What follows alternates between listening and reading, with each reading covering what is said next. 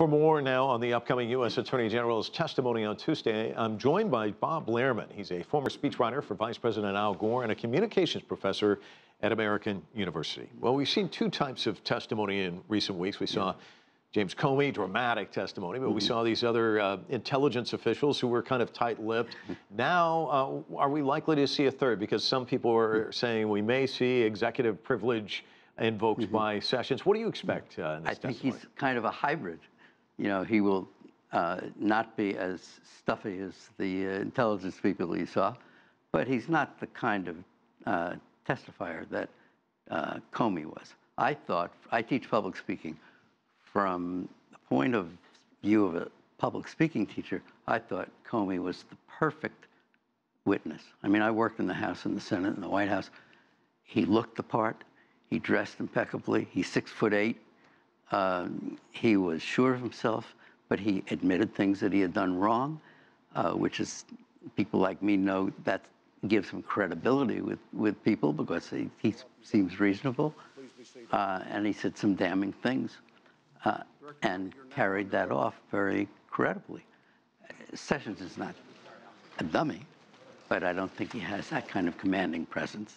It's interesting, too, because in the past, he's been the guy sitting up there firing the questions. Now he's got to answer them. He did not do that well in the confirmation hearing. It came out afterwards that he wasn't all that forthcoming. He had to amend things in writing. What are some of the possibilities for him? I mean, how does he have to parse his words? I mean, does he have to be nervous? Could this be kind of a frightening experience for him in the sense that now there's talk that he may have had a third meeting with the Russian ambassador, and that was not disclosed either? No, I don't think he's going to be terrified. He's done this for a long time, and he has a certain amount of self-confidence.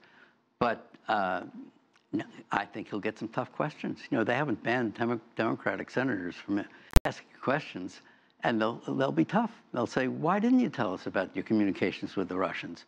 We don't believe that you just forgot about it. What about that third meeting with Kislyak? You know, where was that? Was that at the Mayflower? Oh, it didn't happen? Oh, you can't say this in open session? Well, why not?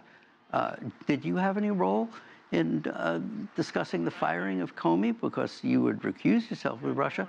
But this is, that deals with Russia. What do you think about those things? And he will have to have some kind of answer that sounds credible. The recusal went beyond that because in his testimony for confirmation hearings, he said he'd also stay out of anything that related to the Clinton emails. And those were the two arguments made for Comey's firing. So talk to me about the dangers for him and the damage, because we certainly saw, I think, the Trump administration damaged by the Comey testimony last week. How do you stem the damage if you're the Attorney General and trying to take one for the team? I don't think the Attorney General can stem the damage. I think Trump has to stem the damage. And what Sessions is going to get some questions where he'll have to thread a very narrow balance. Like, do you agree with Donald Trump that the FBI was in disarray? Well, what's he going to say? Is he going to be loyal to the FBI and say, no, it's very well run, they're very professional? Or is he going to be loyal to his boss? How he handles that, I think, will show us how skillful he is.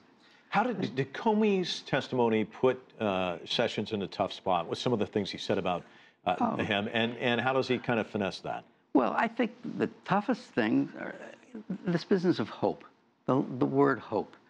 You know, some of the defenders here are saying, well, he didn't order Comey, he just expressed the hope. Well, I think of that in my own business. Think of this in your own life.